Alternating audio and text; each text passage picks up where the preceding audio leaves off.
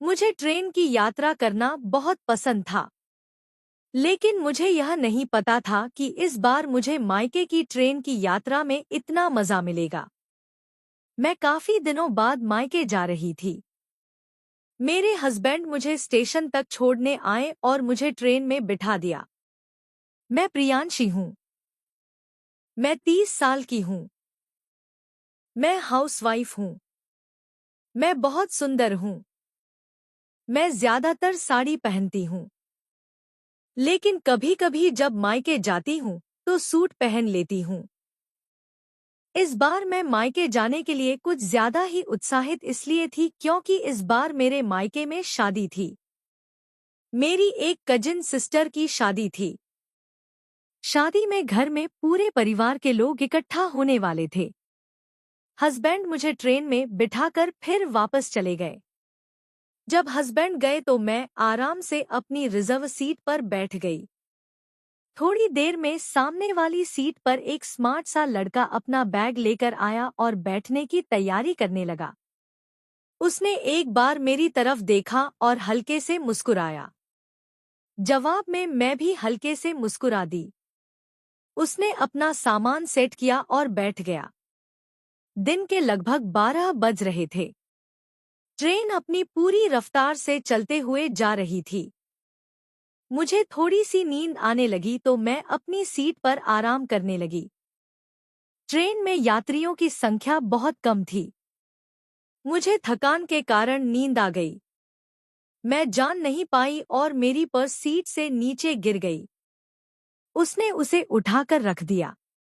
मैं जब जागी तो अपना पर्स दूसरी जगह देखकर थोड़ा परेशान हुई तो उसने मुझे बताया कि आपका पर्स नीचे गिर गया था।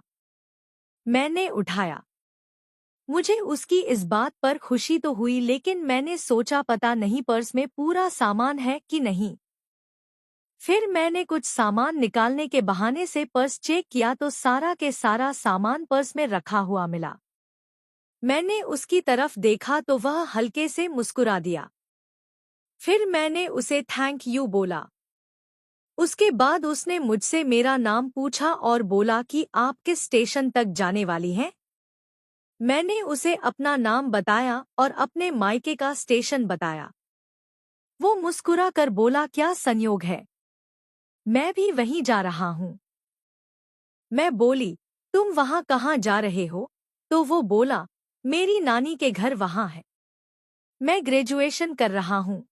थोड़े दिन की छुट्टियां बिताने मैं अपनी नानी के घर जा रहा हूँ। मैं बोली, यह तो बहुत अच्छी बात है।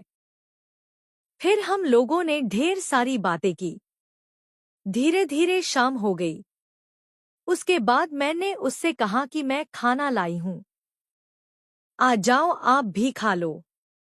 उसने कहा, यूं तो मैं ट्रेन में खाना नहीं खाता हूँ, लेकिन आप इतना कह रही हैं तो मैं जरूर खाऊंगा। मैं मुस्कुरा कर बोली, आखिर तुम्हारी नानी का घर मेरे मायके में है तो क्यों ना मैं तुम्हारी मेहमान नवाजी अच्छे से करूं। मेरी बात सुनकर वह हंसने लगा। मैंने उस दिन सूट पहना हुआ था और बहुत सुंदर खुशबू वाला परफ्यूम लगाई हुई थी। उसकी खुशबू से पूरा कंपार्टमेंट महक रहा था। उसने मुझसे कहा, हम लोगों के अलावा पूरे डिब्बे में बस 2 लोग हैं। उसकी बात सुनकर मैं बहुत खुश हुई। मैंने कहा, ज्यादा लोग रहते हैं तो बहुत डिस्टर्ब होता है और रात भर खटपट मचाए रहते हैं। वो बोला, हाँ आप सही कह रही हैं।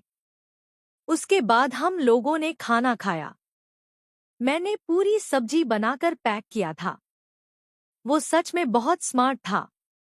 मैं उसको देखती ही जा रही थी। उसका स्वभाव भी बहुत अच्छा था। जब हम लोगों ने खा लिया तो उसने कहा, अब आप कहें तो मैं कंपार्टमेंट की लाइट बंद कर दूं क्योंकि अब अपने कंपार्टमेंट में और कोई भी नहीं है। मैंने मुस्कुरा कर कहा, ठीक है बंद कर दो। उसके बाद हम लोग आराम करने लगे और बातों का सिलसिला फिर शुरू हो गया। वो बहुत हंसमुख स्वभाव का था और मुझे अपनी बातों से बहुत हंसा रहा था। वो अपनी नानी के यहाँ की ढेर सारी बातें बताकर मुझे खूब हंसा रहा था। मैं भी उसको बातों को खूब ध्यान से सुन रही थी और हंस रही थी।